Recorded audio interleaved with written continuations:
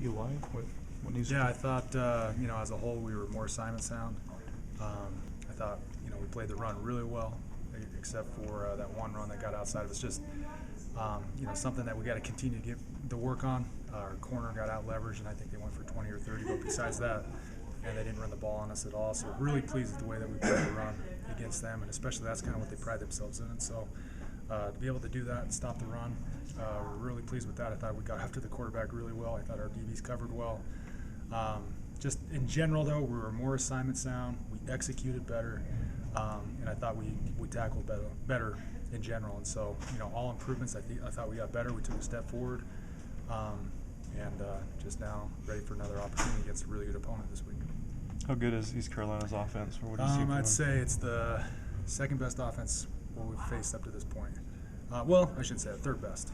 I would probably go UCLA, Michigan, than these guys. I think they're better than Boise State on offense. They have more weapons. They have a really good quarterback that can run it and throw it in number 11 Summers, and then their number 10 that's out there as well can throw it around. He's throwing for 300 yards a game.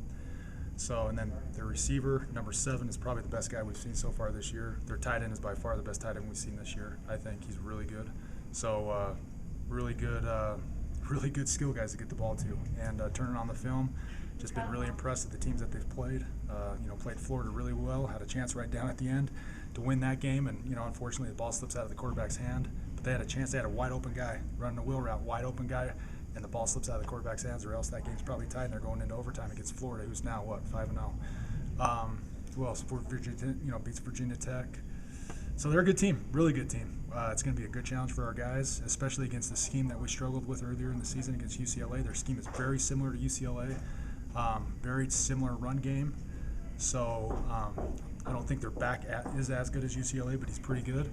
So it's going to be a good challenge for our guys to see if we've been able to make the corrections that we needed to against UCLA after that game. And then their passing game is very similar to our offense. Their guys are Texas Tech guys, trained under Coach and I, so it's going to be like playing our offense, really. It's going to be like playing our offense as if Taysom was the quarterback with that type of run game, quarterback run game. So good challenge for our guys. Do you feel like you're going to have a full complement of players for the first time in a long time? Yeah, hopefully we can get Harvey back this week. He was out last week, and it looked like, seeing him run around today, that he's pretty close. But yeah, I think we feel like, guys are getting healthy, and for the most part we got, what we want on defense. And so, yeah, I feel we're getting, that full strength on defense that we haven't had probably since Nebraska. When you're going up against two quarterbacks, the potential of seeing two quarterbacks, does it change what you look at? Yeah, you just got to know who's in the game. If number 10's in the game, they're going to throw it, not much of a run threat. When number 11's in the game, they're going to run the ball more, and he's going to want to keep the ball a lot more. And so, in the zone read stuff, he's keeping it. They run some QB power with him, some QB draw stuff they run with him. So when he's in the game, he is keeping it, and he's running dudes over. I mean, he's dragging Virginia Tech's guys down the field.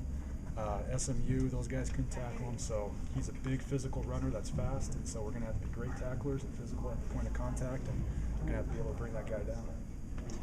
East Carolina doesn't have the marquee name of some of the opponents you've had this season, but is that something you emphasize with your guys, that they still have great athletes, and if they're not ready, it's pretty simple. Yeah, I think it's pretty simple. You turn on the film, they're pretty dang good. I mean, we watched probably 30 to 50 clips of these guys this morning, and it caught their attention real quick at how good these guys are.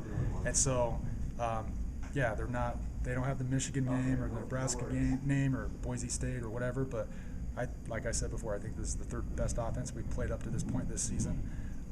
And it's, like I said, it's going to be a great challenge for our guys. Great opportunity to show what type of defense we can be Saturday. What is it about Bronco and their defensive coaches that have helped produce so many defensive NFL players for the last few years? I think it's the scheme. A lot of it's the scheme that we have. I think we take the talent that we have, and especially at outside backer, the scheme's based around those guys, and so you've seen a lot of those guys go and play.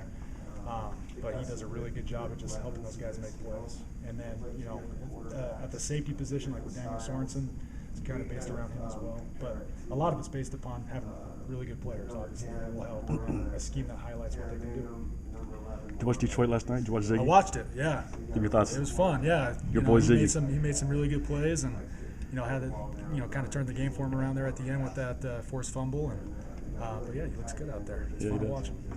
You're an energy guy. What made did you notice a big difference in energy between the Michigan game and the UConn game? Just Yeah, like I think, the defensive guys had more energy. there was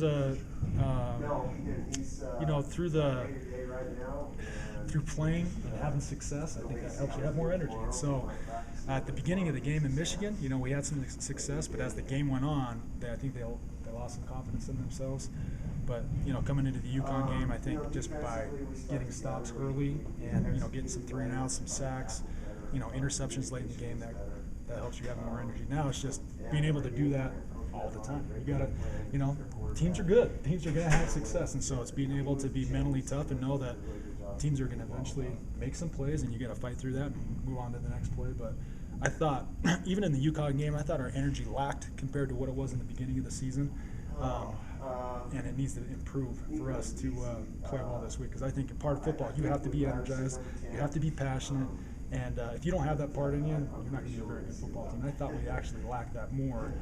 In my eyes, we lacked that more against UConn as a team in general than we did all season long, and that needs to be picked up this next game. Is that on the players? Is that on the coaches? Where does that come? Everywhere. I think it's on everybody. It's obviously they have to be motivated to play. We have to help them to see what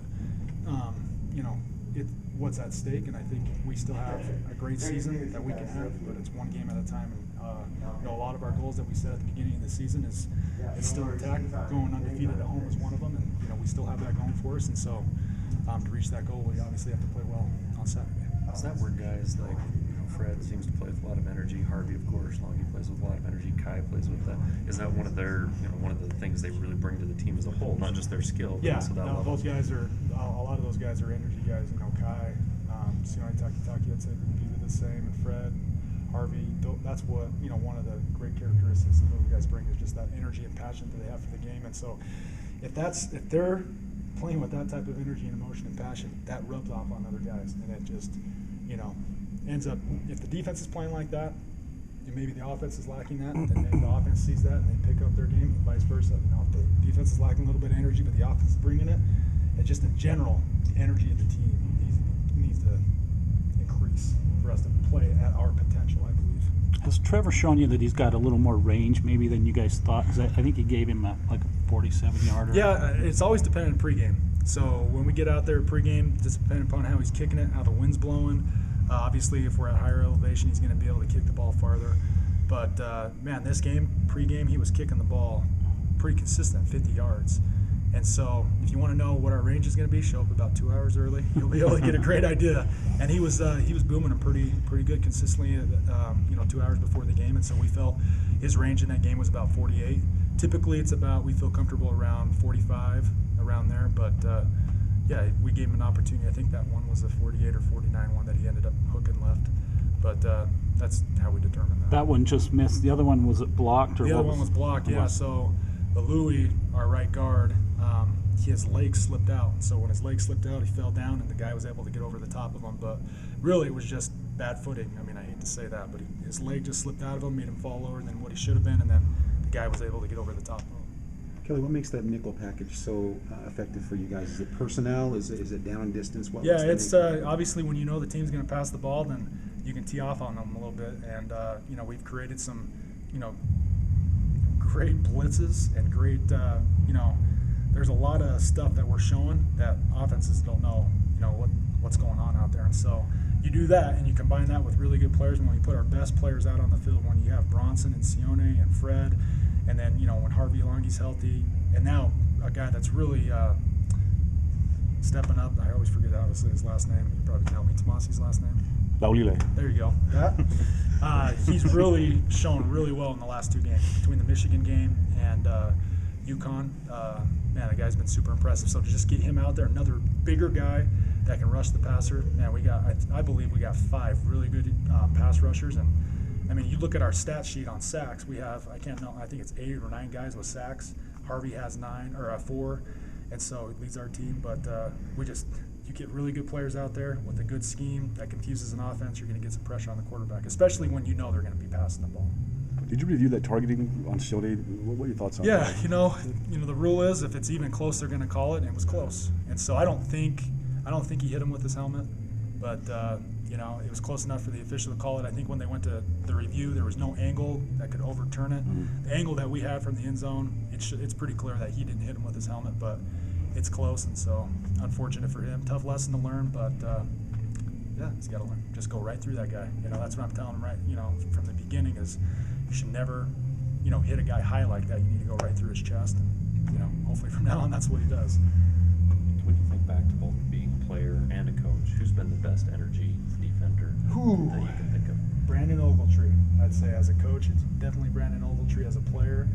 Man, when I played, you know what, there weren't very many energy guys. We just went out there and played, but for sure Brandon Ogletree, since I've been here as a coach, he's been, you know, a guy that, you know, wore his emotions, you know, on his sleeve, and you guys could see it every single play. And really, that defense was, you look at that 2012 defense when he was a senior, a lot of that personality of that defense was because of Brandon Ogletree and the energy and passion that he brought to the team. And so that's kind of what you're seeing right now with Harvey. He is kind of now taken, the characteristic of this team is kind of taken full of how Harvey plays. And so when he's out there, I think the energy levels, you know, picked up. And obviously not having him out there last week, I think that was one of the reasons why our energy level was a little low, because one of our leaders and guys that typically brings that energy and passion wasn't there. And so, you know, when that happens, obviously other guys need to step up. But I think it's a huge part of the game.